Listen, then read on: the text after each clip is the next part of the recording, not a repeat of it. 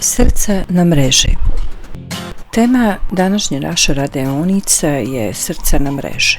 Razgovarat ćemo o tome kako biti dobar, pažljiv i empatičan u digitalnom svijetu.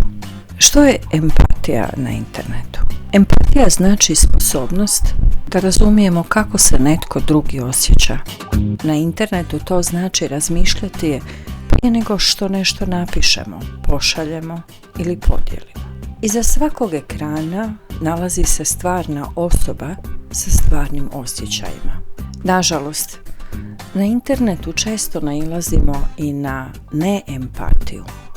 To mogu biti ružni komentari, ismijavanje, širenje lažnih informacija, isključivanje iz grupa ili slanje poruka koje vrijeđaju. Takvo ponašanje može jako povrijediti, iako se događa samo online. Pitanje je zašto je lakše biti neempatičan online. Online često ne vidimo lice osobe koje pišemo. Ne čujemo ton glasa, ne vidimo njezine suze ili osmijeh. Zato neki ljudi misle da riječi nemaju težinu, ali one itekako ostavljaju trag. Kako postati empatičan na internetu? Prije nego što pošaljemo poruku, zapitajmo se kako bih se ja osjećao da ovo dobijem. Budimo ljubazni, podržavajući, spremni pomoći. Ako vidimo nepravdu, ne šutimo, nego prijavimo i pružimo podršku. Zato je ovo pozivnica na akciju. Aktivno se uključite u ovu temu kroz kreativne zadatke.